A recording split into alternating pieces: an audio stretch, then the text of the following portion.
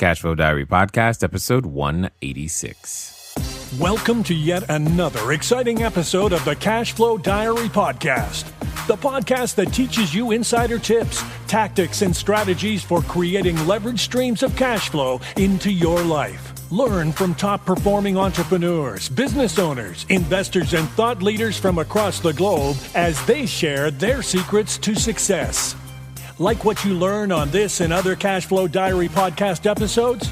Go to learninvestingnow.com and sign up to receive powerful tips and information that will help you succeed as an entrepreneur and investor. Now, here's your host, investor, entrepreneur, business owner, educator, speaker, author, and master facilitator of Robert Kiyosaki's cash flow game, Jay Massey. All right, ladies and gentlemen, welcome to another episode of the Cashflow Diary Podcast. I'm your host, Jay Massey, and I'm glad that you are here today because today we're going to talk about something that I think is absolutely important. Many of you out there, you want to do business by referral, but you know, the challenge with that is if they don't know what they're going to get, if they don't know why you're different, if they don't know who you are, if your customer has no clue on how to refer people to you and what their friends are going to get, it makes it very, very challenging to do just that very thing. And where am I going with all this? What I'm really saying is, if I said to you, hey, go to McDonald's, you know what you're going to get there. They're known for certain things. If I said to you, hey, go to Nordstrom, you know, we all love Nordies, especially me, right? They have my shoe size. See, I know that. But the point is, when you go there, you know what you're going to get. Each of these companies have what you would easily call a brand, and you know what they stand for. Today's guest, as I said, is going to help you and I be able to do that. But who is today's guest? Well, it's Dorie Clark. She's an adjunct professor of business and administration at Duke University's Fuqua School of Business and the author of Reinventing You, but more importantly, Stand Out, which is the new book. She's a former presidential campaign spokeswoman. She's a frequent contributor to the Harvard Business Review, Time, Entrepreneur, and recognized as a branding expert by the Associated Press. Here's the thing. Do you think companies like Google, Microsoft, Yale University, Fidelity, and the World Bank have anything to do and care about their own brand? The point is if she can help them with their marketing, their strategy, their branding, she can help us. And that's exactly why I'm excited for her to be here and introduce herself to you and give us those tips that are going to help us differentiate ourselves as those small business owners and entrepreneurs who have something of value to offer. So help me welcome Dorie Clark. Dorie, you there? I sure am. Hey, Jay. How are you? I'm doing great. Thank you. Now, you know, I can't mention the words Duke University and not mention basketball. So tell me you at least went to one of the games. You know, I didn't this year. I actually live in New York City, so I'm not around too much on campus. But it was certainly exciting for overall morale, for sure. No doubt, no doubt. I can only imagine what that would have been like to be there at that moment in time. But that's okay. This isn't about basketball. This is about business anyway. Now, one of the things I like to do is I tend to ask the same question over and over again, especially at the beginning. And you don't know what that question is, but most people who are listening are okay, which could make you a little nervous, but don't worry about it. It's good. Here's the thing. I look at today's entrepreneurs a lot like yesterday's superheroes. And what I mean by that is a superhero, you know, occasionally they get dressed up. They wear a mask, sometimes a cape, and they use their special abilities to go around and help other people with their special skills and improve their life. And I think entrepreneurs do the same thing. However, before Superman was super and Spidey was climbing walls, they were just normal individuals in their own realms.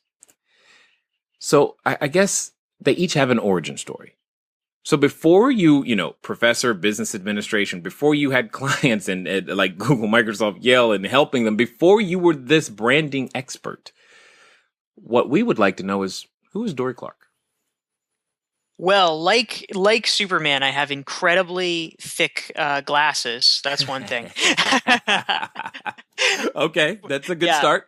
Yeah, fortunately, contact lenses do most of the trick. But yeah, I've definitely got my Clark Kent glasses at night that I wear. But yeah, my background, I actually am originally from North Carolina, land of Duke, and grew up in a really small town, and wanted to get out of it as soon as I possibly could because I just I hated it. It was just a really stultifying place for me. So I finagled my way to go to college early. So I left high school early, went to college, and did things that probably some people wouldn't necessarily think of as being the most logical training for someone later to work in business. But it all made sense to me, which is that I Yeah. was a philosophy major as an undergrad, and I Okay. have a master's degree in theology. And I wasn't really sure where it was heading precisely. I thought I might have a career in academia, but I was really interested in just learning about life and learning about culture. And so I managed to have a lot of different jobs early on. I was a political reporter, and you mentioned I was a spokesperson on a gubernatorial campaign and a presidential campaign. I ran a bicycling advocacy nonprofit for a couple of years. And Huh. then for the past 9 years, I have had my own consulting business where I write and speak and teach. Interesting. It's the phrase Renaissance woman comes to mind at this moment. When you just kind of stick your nose in whatever you feel interested about, it seems like at this particular moment. That you're right. That did not sound like the typical path for business under any stretch of the imagination. But what I find interesting about something that you said is, well, one, you don't know this. I'm actually from Fayetteville, Fort Bragg, North Carolina myself, and I had to get out of there too. But you left high school early. That says that you have an ultra high sense of motivation in some way, shape, or form. Curious to where that comes from. Yeah, it's a good question. And we probably grew up like a stone's throw away because I lived on the other side of Fort Bragg, Jay. I was from Pinehurst. Uh so That's pretty yeah. funny. That Yeah. that would be funny. We could talk more later. That would be really weird if we were right there at the same time. Absolutely. But yeah, so I honestly am not entirely sure where my sense of professional motivation comes from. I mean, a big motivation for me in terms of wanting to just get out of that part of North Carolina, which I think you probably have a better sense of the cultural mores there than most. But I was growing up there, and I was this gay teenager, and I thought, wow, this is not the place for me. So that was a that Yeah. was a big driver. I thought, all right, there's going to be some better places, and I'm going to find them. So that was one factor for me. But overall, I think from the time that I was young, I felt a little bit of, you could say, a calling, or just a sense that it was that I had the ability to do big things, and I had the responsibility to do big things. And so I just really felt like that was. I mean, it wasn't really a debatable thing. I just felt like that was my path, and that I needed to make that happen. Indeed, indeed. But you brought up something just then that I think is key and very, very germane to the conversation. You said ability and responsibility. I think many entrepreneurs have that feeling of like, I could do something, but you also felt a responsibility to use those gifts into the marketplace. Yeah, it's one of those things where you can sort of harken back to all these Bobby Kennedy quotes, or whatever, that to whom much is given, much Required. is acquired. Demanded. And Yeah. yeah, and I think that to a certain extent, we've lost a little bit of our civic culture in America, which I would like to bring back. I mean, one drum that I like to beat. You hear a lot in business circles about people. It's sort of the fashionable thing to say, "Oh, don't read the paper. The paper is just depressing. That brings you down. Why listen to the news if it's important enough? You'll hear about it somehow." And yes, it's true. If there's like an earthquake in your town, I'm sure you'll feel it, or someone will tell you to get out of the building or something. But I actually think that there is value to the news. I mean, as a former reporter, and as someone who has been involved Right. in politics, I mean, yes, of course, certain genres of news are meant to be just sort of pop celebrity coverage. But I mean, I'm not talking about People magazine. I'm talking about, the New York Times or whatever. I'm talking about the fact that it is important for us to be citizens and being aware of the world around us and what's happening in it, and trying to make a contribution in whatever fashion we can. I think is a really important thing for us as individuals, and also as part of our society. It's part of being an American, I think. Well, and I think what you're really saying is people should just care. Yeah. At the end of the day, it's Yeah, amen. we just should care. And you're like, hey, I care. So this is why I do all of these things. And why don't you care anymore? And I feel you. And also at the same time, I believe very strongly that entrepreneurs, us, we happen to care. We care about certain things a little bit more than others, which is why we take on the challenge of, developing products or services that are supposed to fix one specific small little problem that we can kind of handle, because we unfortunately can't solve everything. So with that being the case, why branding? Why care about marketing and branding in the first place? Why should anyone listening, considering a business, care about that? Well, I actually think that it's pretty foundational. That branding is really important, because if for so many people, because this is largely what has been taught for a long time, but so many people believe just concentrate on your work, just do your work, and good things will happen. You All mean, you need to do hold is on. work hard. You mean that doesn't work? Come on. You're bursting my bubble. All right, keep going. I Keep know. going. Sorry, man. But the truth is, we live now in a culture and a time that is so much busier and so much more frenetic than anything that our parents or our grandparents experienced. We're getting hundreds of emails a day. We're getting pinged all the time on Facebook and Twitter and LinkedIn. And as a result of this deluge, this onslaught, people are not paying that close attention to you. And as a result, if we just assume, oh, if I work hard enough, long enough, good things will happen. Well, you know what? You could be waiting forever. And one of the reasons that I wrote Stand Out is that for me, I actually consider it a really sad thing and a huge waste for people's talents and best ideas to go unrecognized, to go undiscovered. And there are so many people out there that have great ideas, that really have a genuine contribution that they could be making. But if they don't understand the importance of spreading the word about it, if they don't know how to crack the code of getting noticed, the impact that they're going to have is zero. And to me, that is depressing. And that's actually the problem that I want to solve. I would like the best ideas to get out there, and I would like people to understand how they can do that better. You you bring up two interesting things. One, I'd like to say I wish I only got 100 emails a day. But secondly, the idea of being able to put yourself out there in such a way so that you can be found. I agree with you. So I grew up around some talented individuals, and I always wondered, what on earth am I going to contribute? Because I'm not them. I can't do that. And, so some people's talents, they're just really clear. It's obvious, and everybody talks about it. And it took me a while to find, where's my genius going to come out from? And then now we're on this journey of, hey, let's tell people about it. How does one find those latent talents that they may have yet discovered, and more importantly, package them in such a way that people want to consume them?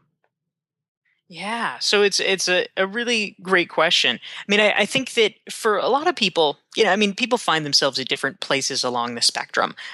Sometimes, people will have, some sort of talent or gift they it just sort of seeps out around the edges. If there's something that your friends are always commenting on, or something that you're always getting sort of disproportionately recognized for, that's probably the place you should look. I mean, I was literally talking to somebody today who was talking about her mother and how her mother had this beautiful voice, and in the community that they grew up in, which was in Eastern Europe, anytime there was a wedding, anytime there was a funeral, always they would ask this woman's mother to perform at it, because people in the community knew that was her thing. She was amazing at it. And so if you have things, if people are constantly asking you for advice about this, or they want you to do that, that's a place where you should look and say, oh, maybe there's something here. The people have spoken, as it were. But I think for a lot of people, it may be more the form that they have this interest, this sort of nascent interest, but they know in a broad sense, like, oh, I'm interested in technology, or, oh, I'm interested in fashion, or something like that. But they don't really know how they can, fit their way into it. They don't know what they can contribute that's different. They know they like it, but they don't really know, like, oh, could I contribute something different? And one of the most important things that I learned in the course of researching Standout, for which I interviewed about 50 top thought leaders in different fields, is that it really is a myth that people have this, they have this fully formed crystalline idea, and then, they immediately go out and start spreading it. I mean, most often what happens is that someone has an interest that's just sort of a general interest, like, oh, this is cool. I'm curious about this.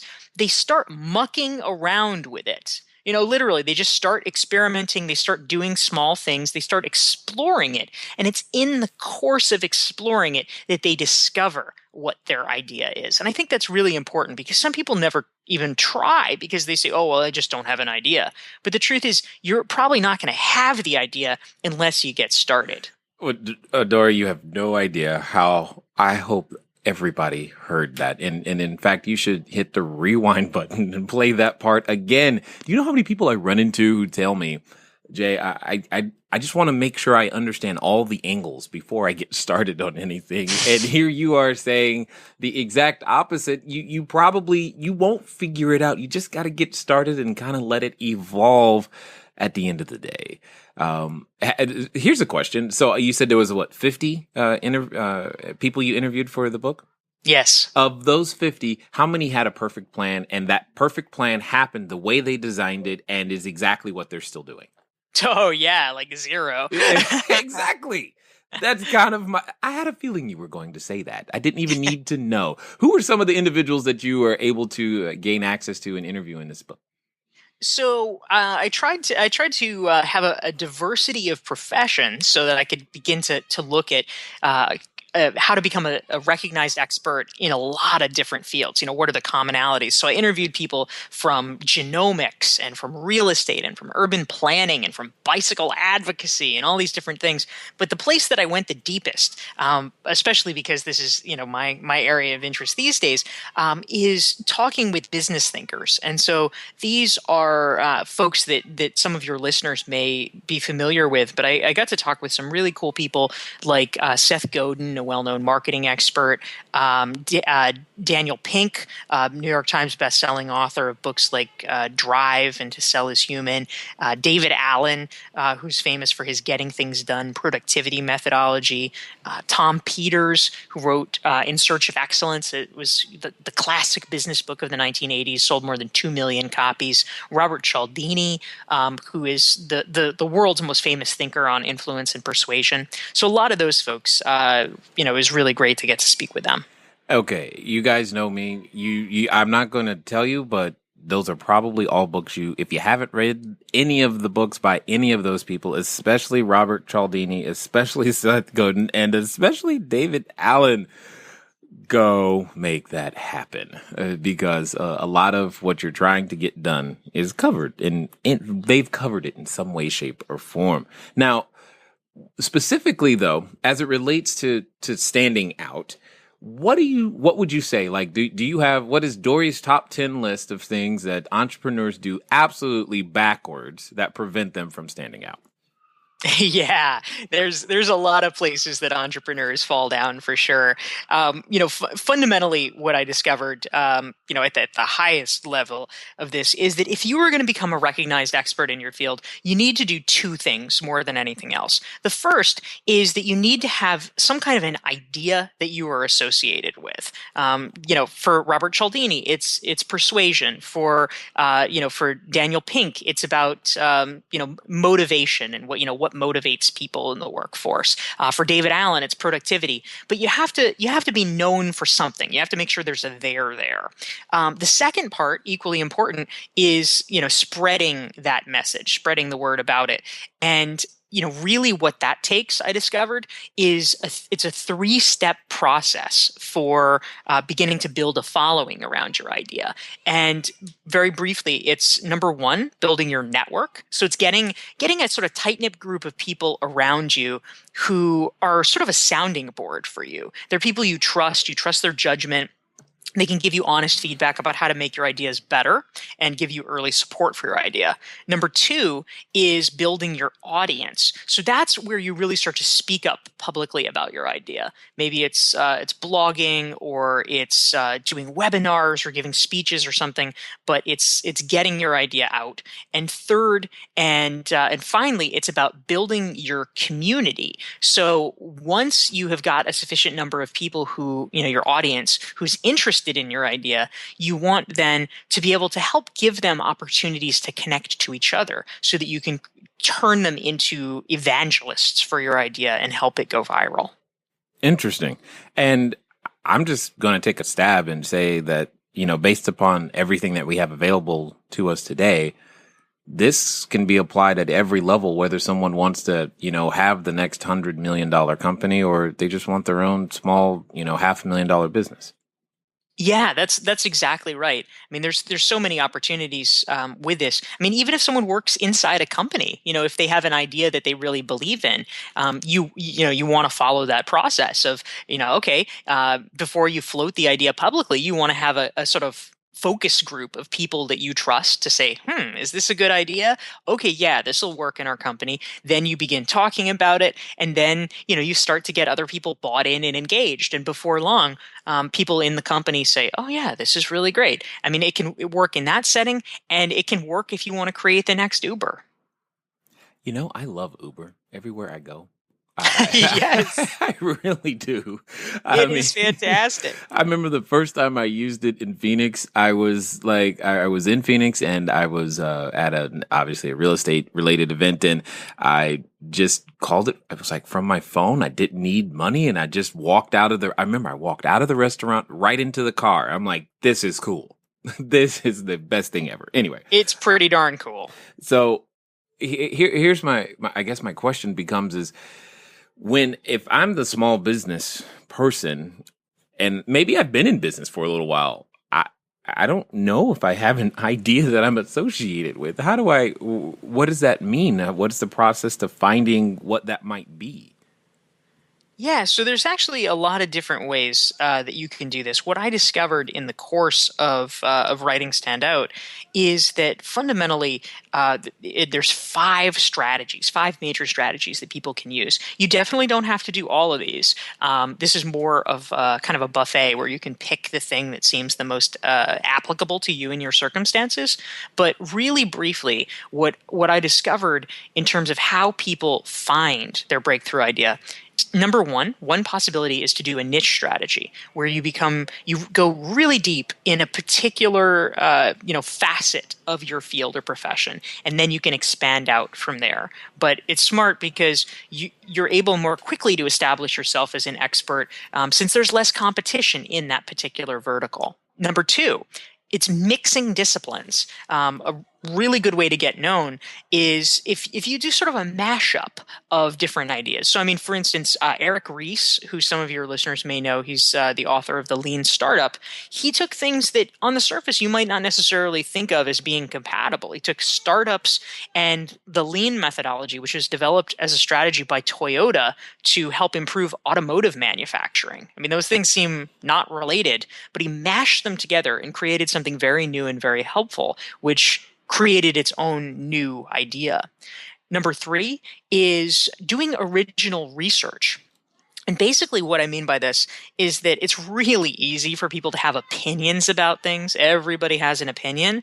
But if you are somebody who is contributing new research, this doesn't have to be complicated.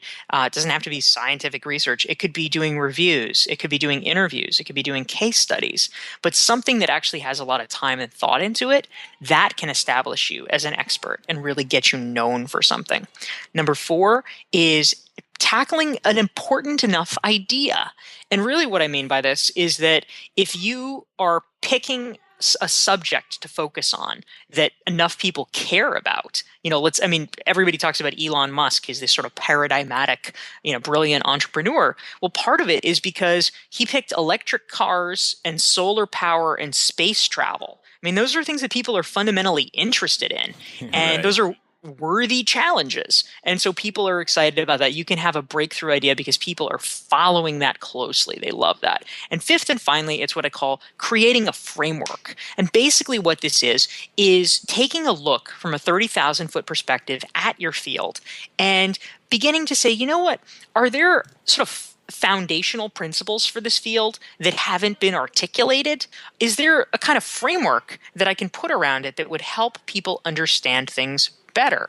And so, as one example, Elizabeth Kubler-Ross, with her 5 stages of grief, this is something that's really critical, foundational. Clearly, people had been experiencing grief for as long as humans have existed, but it wasn't. Yes. Yeah, it wasn't until 40 years ago that she created this, and then people said, "Oh, you're right. It does work like that." And if you can do that for your field, which really just requires asking the right questions and creating a sort of framing device, that can be a big breakthrough. Interesting. And the thing is with those ideas, especially that framework one, it's literally just looking at something that already exists in a completely different way, asking a few questions that someone may not have asked already. Precisely. Yeah, I kind of like it. I like it. So you said something that was key towards the beginning. You said a brand was foundational. That says to me, walking is, an activity, necessary for daily living. You got to know how to eat. Hopefully you can breathe. All of these things that's clearly foundational for life, which says to me, without them, you're dead. So when you say foundational, it communicates to me that failing to do these things means my business is, in all instances, dead. Okay. Hey, you've been listening for a while. Hopefully you've caught a number of the previous episodes. If not, start at number 1, but jump up to some of the more current ones, obviously. We have been having something special for you guys. If you go over to learninvestingnow.com, for those of you outside the U.S., go over to learninvestingnow.com. I know you heard it at the beginning, but we've changed it, and we are giving you a free copy of my book, Cashflow Diary, 10 Steps to Creating Wealth in Any Economy. So you get a free electronic copy. Thank you, podcast listeners. We're kind of excited about you. For those of you in the U.S., and if you're not near a computer right now, here's a simple way for you to go do it. Send a text message over to 72000. That's 72,000. The keyword is book, BOOK, and I'll email it to you there as well.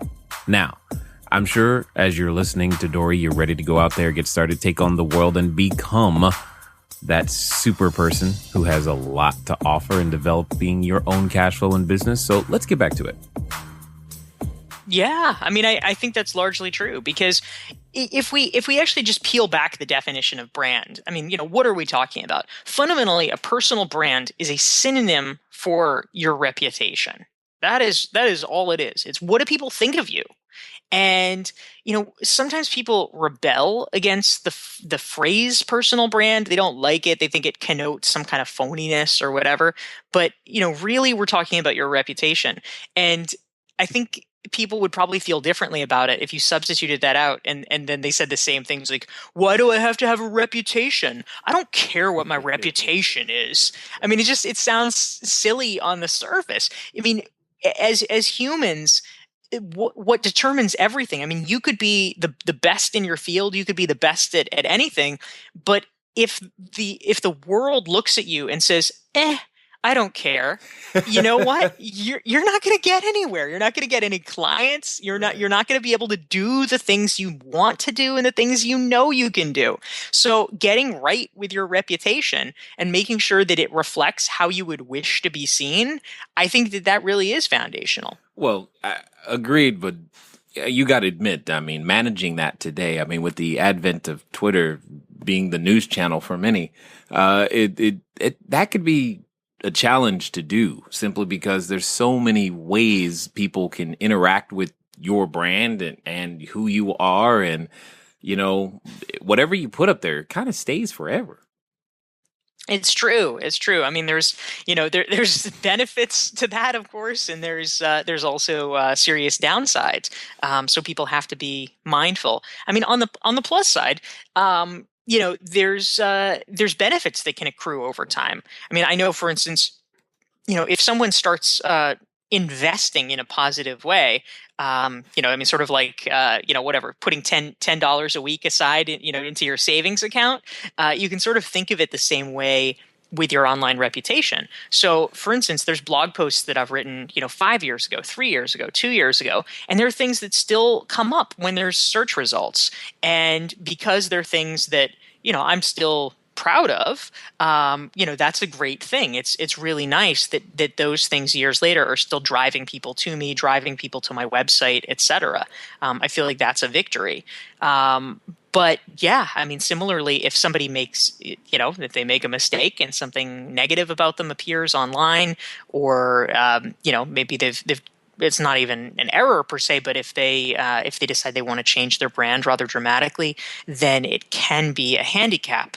I write a lot and do some executive ed teaching around the question of online reputation, and really the only answer for people, it's kind of to fight fire with fire, which is that if you don't like what is out there about you online, you need to take control of it by creating more of the content you do want and more of the content you do like. And if you do that, you can win the battle.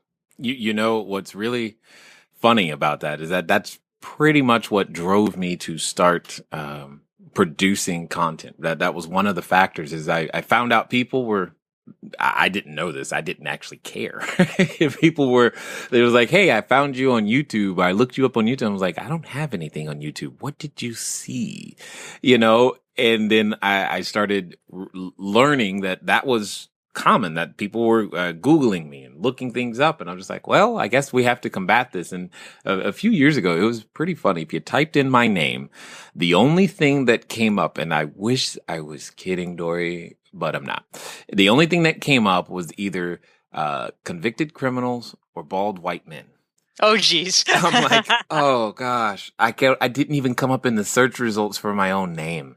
It was pretty bad. Now today, if you type in, Jay Massey, you're gonna see me, which is great. It was pretty interesting because the stuff is out there and we've got to do it. So let's say I'm the brand new entrepreneur. I like a lot of what you're saying, but this sounds like a lot of work, and it's not exactly tied directly to revenue. So really, is it that essential? Do I have to do it? Because that's what I know somebody's thinking it. So I better ask you before they email me.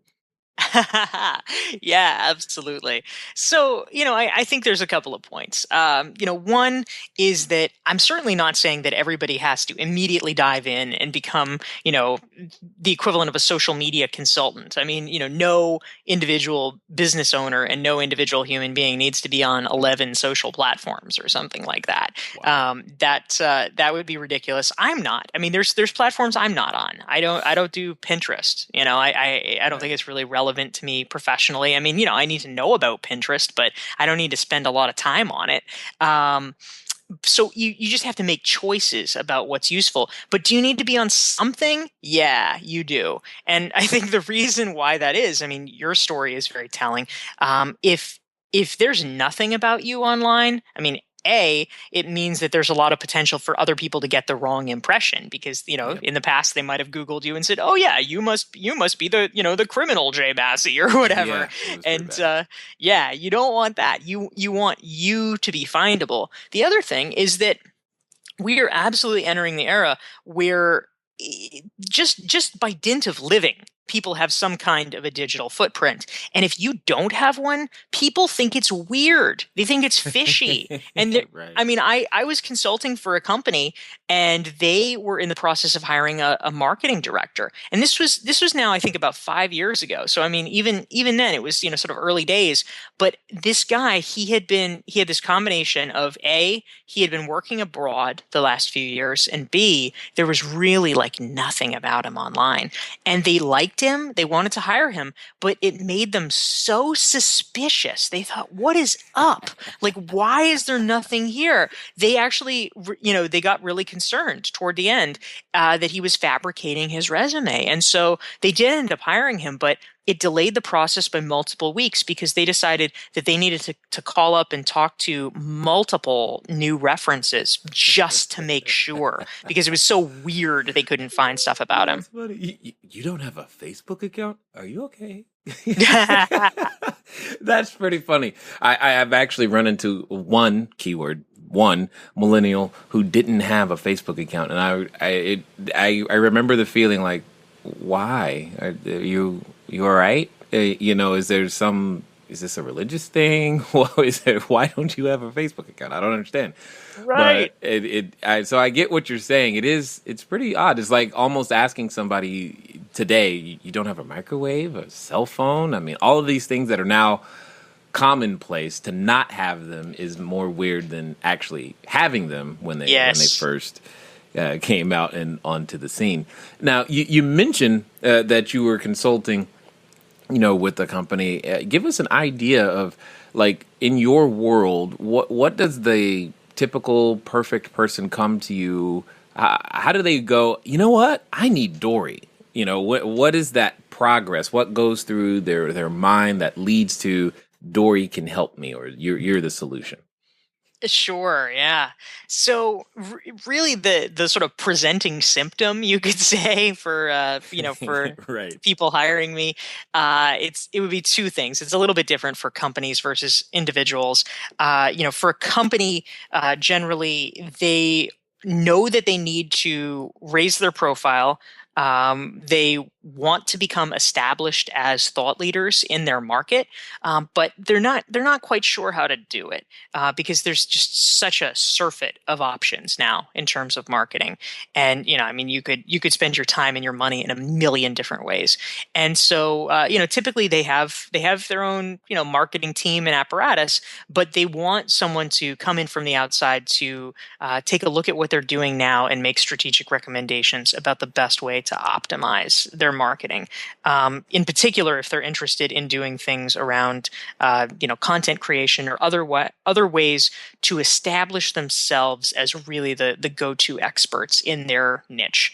For individuals, it's sort of a similar thing. I do some high-level coaching for executives and entrepreneurs, and it's about this question of, how do you build up your own platform? How do you build up your brand as a recognized authority in your field? Sometimes it's people who want to write a book and know they need to do that in order to get a contract, or they want to help in trying to figure out how to build a following in advance of a book being launched, or maybe they have a consulting business or something like that. Interesting. Got it. Okay. Got it. Makes perfect sense. So here's the question. I think every, superhero has that moment where they realize, their unique and special skills, but they still have to make the choice that I'm going to offer my unique and special skill to the world. This is a choice that you yourself had to make. And occasionally, once we get to that realization that we have this ability, before we are willing to accept the responsibility of putting it out there, we can tend to experience a varied, wide range of emotions. And some of those emotions can prevent many people to say, you know what, it's just not that important. The question is what got you to go past your superhero moment and really say, you know what, this is me, this is who I am, especially after doing so many varied things, to finally say, you know what, I'm going to offer this. And you know what, if it works, great. If it doesn't, great. but this is what I'm going to do. Yeah. Well, for me, I just I always felt a degree of certainty that I felt like I had a baseline level of ability where if I applied myself to something that I would be successful. And I certainly had a lot of setbacks early on. You too? I Really? No. That's right. It's all true. I mean, the sort of foundational thing for me in writing my book, Reinventing You, the reason I reinvented myself so many times, not because I wanted to, but because I had to. I tried to become an academic, and then I got turned down by all the doctoral programs that I applied to. I tried to be a newspaper reporter, and I got laid off from my job. I worked in politics, and all my candidates lost. So it took a while for me to find my sweet spot. But I always just felt like that. I knew that I could make a difference, and it was annoying to me. I mean, frankly, one of my sort of pieces of advice, which clearly people can take this to extremes, but I think it's perhaps especially for women, but for people in general, I think it's useful. I'll call it blame out rather than blame in. And what I mean by that is a lot of people see a setback and they think, oh, well, I guess I lost my job because I'm not good enough, or, whatever. Oh, I guess they, they looked at my application and everyone else's was better. And so I just didn't measure up. And it's like, no, that's actually not helpful. Yes, listen to feedback if you're getting it from people you trust, and listen to feedback, if you're getting it repeatedly. But too many people get negative feedback and then they just wilt at the first, at the first glimpse of it. What I think you need to do instead is to say, those people are dumb. I don't understand why they didn't see what I have to offer, but screw them. And that's Right. really what I've been trying to do. Right. No wilting. This is a no wilting zone. That's That we got to get a sign and a T-shirt now. I like it. No wilting. There you go. There's the next book right there. Boom. No Yes, wilting. There you go. we get the catchphrase. Everything else just comes easily after that. Absolutely. Now you interview 50 different entrepreneurs. Tell me how you didn't wilt, and go for it from there. Anyway, I'm just messing with you. Although kind of not really. It would actually be interesting. Where's does that come from though? I mean, do you think, all right, if I'm listening to you and I go, man, yep, I totally wilted again. How do I develop that if I don't have it? Or is it just born with it and either I've got it or I don't? Yeah, I mean, I think that just about everything is learnable. Honestly, I mean, I feel like the whole idea that you are or you aren't something. I mean, perhaps with the exception of like your height. Yeah, gotcha. Yeah. I mean, I think one of the the most interesting research when we talk about breakthrough ideas. This is actually not someone that I profiled in my book, although I certainly could have. Is a woman named Carol Dweck, who's a psychologist at Stanford, and her research into learning and learning patterns, really incredibly influential. And she talked her big idea that she's known for is about the distinction between a learning mindset and a fixed mindset. And it turns out that if you have a learning mindset where you feel like, what, all right, I didn't do well on that test, but I can learn, next time I'll study harder, or next time I'll do better. Those people, as you might imagine, over time are a lot more successful than the people who have a fixed mindset where it's that, oh, you're either smart or you're not. And if you do badly on a test, then that just proves you're not smart. And so they get their egos crushed. And so as a result, they get into these really maladaptive behaviors where they do things like, oh, they don't even try, or they sort of like throw it so that they never are confronted one way or another with what they think would be evidence that they're not actually smart. That creates a lot of problems for people in life. And so I think if more people adopted a learning mindset about almost anything, we would be better off. Because for sure, are some things more learnable than others? I mean, yeah, probably. But if you just believe fundamentally you are or you aren't, well, you're going to make zero progress. Yeah. And now we have the answer to the question of, are entrepreneurs born or made? See, it's very, very clear. Everybody, every one of you can make it happen. And that's the part that I love. You may not have been the one selling candy in the second grade, but that doesn't mean that you can't become the next great Elon Musk, since we've used him in this particular episode before. Here's the question. There's a number of people who are listening to you right now, and I know they have varying levels of excitement, and some of them like, oh my God, Dorie can totally help me. What's the best way for any of us to catch up with you in the future, figure out more of, how do we start this journey and begin to improve ourselves, our business, our brand? Well, one of the things that your listeners might be interested in, Jay, is that I actually created a free workbook that is based off of Stand Out. It's a 42-page workbook that literally just walks people through the process of how to create their own breakthrough ideas and build a following around them. And folks can get that for free on my website, dorieclark.com, which is DORIECLARK.com. And I hope that might just start getting the wheels turning to think about how to apply the ideas to themselves. And I also have about 500 free articles available on the website as well. Only 500? I'm working on it. I mean, I thought we were going to be an overachiever here. Come on. I like it. I like it a lot. Okay. So last question here. Let's pretend that someone right now is standing outside the superhero outfit store and going, you know what? I think I'm ready. I want to, maybe I should, get a mask, some tights. They're not sure in the colors yet, maybe, but that's okay. And then, they still haven't decided cape or no cape, but the question becomes in their mind, I could go buy the outfit and dress up on the outside, but on the inside, they still have that nagging, I don't know, maybe not. What would you say to that person who's in that space right now?